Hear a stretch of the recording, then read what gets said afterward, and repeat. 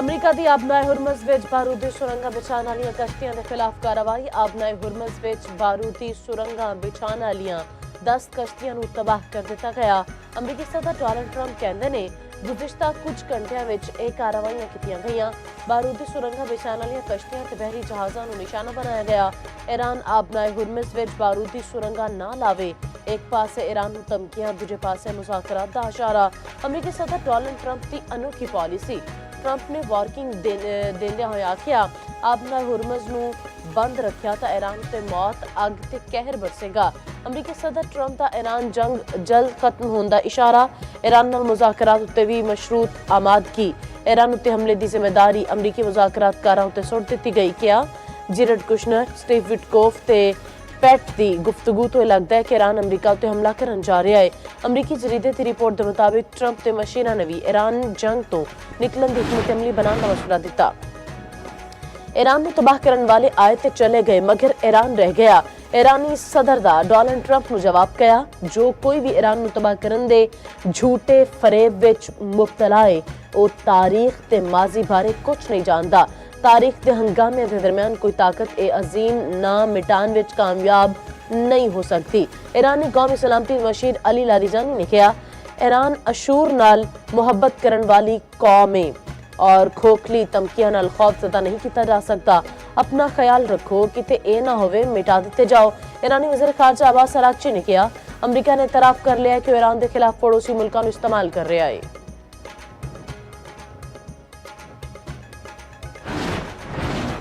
जंग उस वक्त खत्म होगी जदों सदर ट्रंप फैसला करेंगे।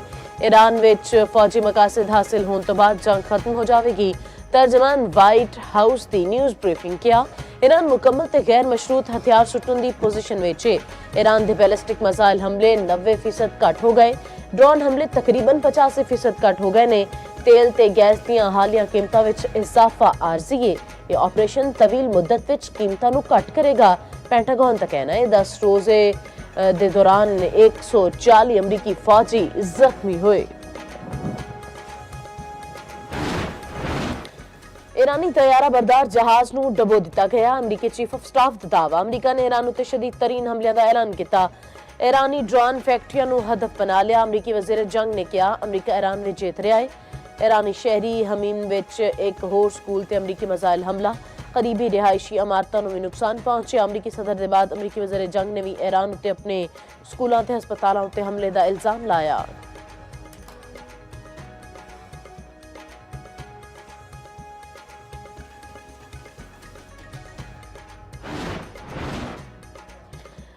वज़ीर आज़म दा ईरान के सुप्रीम लीडर मुजतबा हमनाई दे नां खत। आयतुल्ला हमनाई की शहादत उत्ते ताज़ियत। मुजतबा हमनाई नूं जिम्मेदारियां संभालण उत्ते मुबारकबाद। शहबाज शरीफ ने आख्या आयतुल्ला हमनाई दी शहादत नाल पाकिस्तानी अवाम शदीद दुख विच ने। मुश्किल वेले विच ईरान दी क़यादत ते अवाम दे नाल खड़े हां।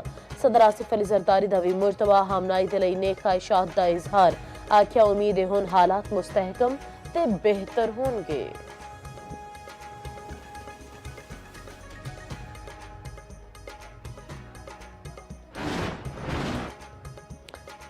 मुल्क विच पेट्रोलियम मसनूआत के बहरान का खतरा टल गया। तेल के 2 जहाज पाकिस्तान अपड़ गए। एक होर जहाज अज रात ते दूजा बुध की दोपहर पाकिस्तान अपड़ेगा। 4 जहाज़ों में मजमूई तौर पर तेल की मिकदार 1.75 लाख मैट्रिक टन तो वधे। ओगला ज़राए के मुताबिक मुल्क विच पेट्रोलियम मसनूआत का जखीरा 30 दिन का हो जाएगा। LPG के 3 जहाज भी कराची अपड़ गए।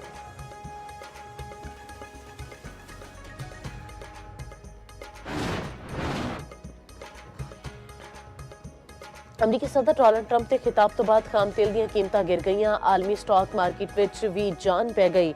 आलमी मंडी विच तेल की कीमत विच 17% तो वध कमी। ब्रेंट $83 फी बैरल। WTI $78 फी बैरल उत्ते आ गया।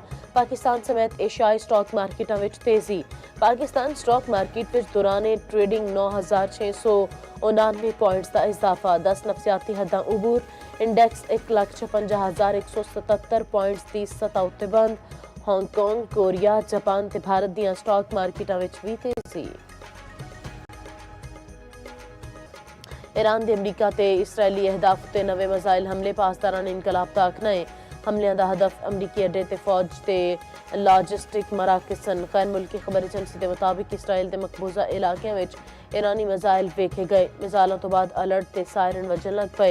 बगदाद एयरपोर्ट दे कोल अमरीकी सिफारतखाने नूं ड्रोन नाल निशाना बनाया गया। कतरी दारुल हुकूमत दोहा विच धमाकियां दी आवाज़ां। अबू धाबी दे सनती इलाके विच ड्रोन हमले तो बाद अग भड़क उठी। ईरान उत्ते बैलिस्टिक मिसाइल नूं नाकारा बनाया जा रहा है। मुत्तहिदा अरब अमारात का कहना है फिजाई दिफाई मिसाइल सुटन विच मसरूफ है और सऊदी मशरकी रीजन उत्ते भी मिसाइल दागे गए। शबी ऑयल फील्ड वल जा रहे 2 ड्रोन्स नूं तबाह कर दिता गया। सऊदी अरब दी वजारत दिफा का कहना है ड्रोन नूं तेल दी तनसीब तक अपड़न तो पहला खाली क्वार्टर दे सहरा विच सुट दिता गया। अमरीका ते इसराइल दे हमले विच 1300 तो वध ईरानी शहरी जा बहक होए। हुण तक 9669 शहरी मकामात तबाह हो गए। अक़वाम मुत्तहिदा विच ईरानी सफीर अमीर सईद एरानी दी गुफ्तगू आखिया तबाह होने वाले थावां विच 7943 रिहायशी मकान भी शामिल ने। हमले विच शहरी तनसीबात ते रिहायशी इलाकियां नूं भी निशाना बनाया गया। 8 मार्च नूं बेरूत दे होटल उत्ते इसराइली हमलियां विच ईरान दे 4 सफारतकार जां बहक होए। आलमी बरादरी जंग रोकण लई काम करे। नवे सुप्रीम लीडर नाल इजहार यकजहती दे लई ईरानियां दे वड्डे पैमाने उत्ते मुजाहिरे। तोहरान ते इनकलाब स्क्वायर दे नेड़े रैली दे दौरान अमरीका ते इसराइल दा हमला। धमाकियां दी वीडियोज़ ईरानी सरकारी टीवी उत्ते बराह रास्त दिखाईयां गईयां। धमाकियां दी आवाज़ तो ड्रोन दे बजाए ईरानी डट के मुजाहमत करते रहे और धमाकियां दी गूंज विच मजीद शिद्दत दे नाल अपने मुल्क दे झंडे लहराते रहे।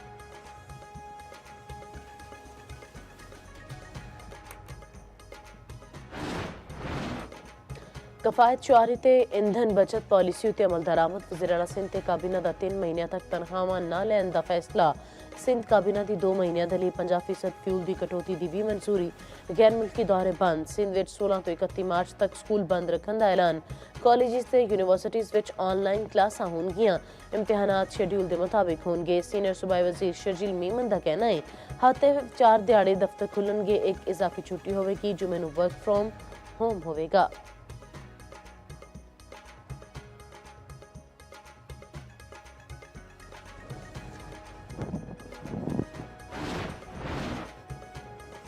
विफाकी हुकूमत का हफ्तावार इजाफी छुट्टी जुमे वाले दिहाड़ी करने का फैसला। वज़ीर आज़म की सिर सदारत किफायत जारी तवानाई की बचत के निफास उत्ते जायजा इजलास। वज़ीर आज़म ने आख्या हुकूमत हर मुमकिन कोशिश कर रही है कि आलमी हालात के बावजूद मईशत को मुस्तहकम रखा जाए। वज़ीर आज़म ने आख्या सारिया वजारतां ते इदारे किफायत जारी के तहत बंद कीतियां गईयां। गड्डियां दी तस्वीर काबीना डिवीजन नूं भेजन। वर्क फ्रॉम होम नूं मौसर बनाने के हवाले नाल हर वजारत अपनी रिपोर्ट वज़ीर आज़म ऑफिस भेजेगी।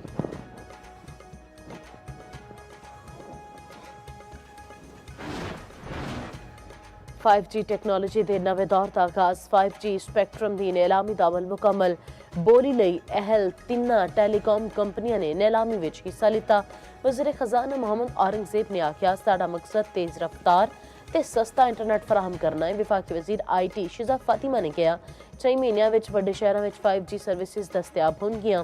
चेयरमैन PTA का कहना है नीलामी तो मजमूई तौर पर $507 मिलियन मिले।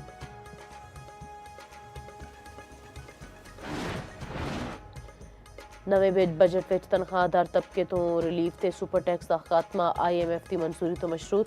पाकिस्तान ते IMF विच वर्चुअल इकतसादी जायजा मुज़ाकरात। वजारत खजाना ते FBR के हुकाम ने माशी सूरत हाल ते नवे बजट उत्ते ब्रीफिंग दी। दस्या गया कि ईंधन दी कीमतां विच हालिया इजाफे तो महंगाई वधने का खदशा है। तफसीलात ज़र मुस्तहकम रहन दा इम्कान।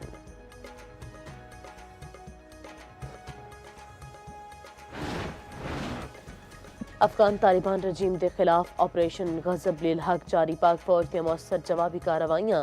अरंदू कुरम सेक्टर विच अहम पोस्टां ते मराकज़ तबाह। सिक्योरिटी जराये के मुताबिक अफगान तालिबान पोस्टां छड़ के फरार हो गए। मुसल्ला अफवाज अफगान तालिबान ते फितनतुल खारिज के ठिकाने ते सिर्फ फौजी तनसीबात नूं निशाना बना रही ने।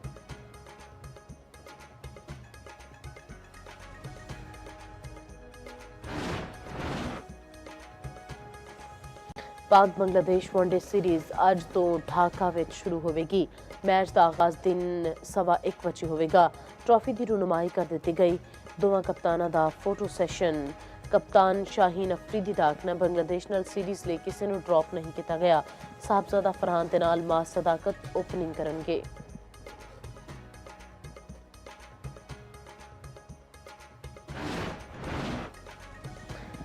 HPL PSL 11 ਦੇ ਸ਼ੈਡਿਊਲ ਦਾ ਐਲਾਨ। ਇਵੈਂਟ 26 ਮਾਰਚ ਤੋਂ 3 ਮਈ ਤੱਕ ਖੇਡਿਆ ਜਾਏਗਾ।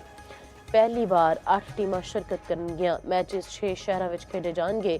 ਟੂਰਨਾਮੈਂਟ ਦਾ ਇਫਤਿਤਾਹੀ ਮੈਚ ਕਜ਼ਾਫੀ ਸਟੇਡੀਅਮ ਲਾਹੌਰ ਵਿੱਚ ਹੋਵੇਗਾ। ਫੈਸਲਾਬਾਦ ਤੇ ਪਿਸ਼ਾਵਰ ਪਹਿਲੀ ਵਾਰੀ HPL PSL ਮੈਚਸ ਦੀ ਮੇਜ਼ਬਾਨੀ ਕਰਨਗੇ।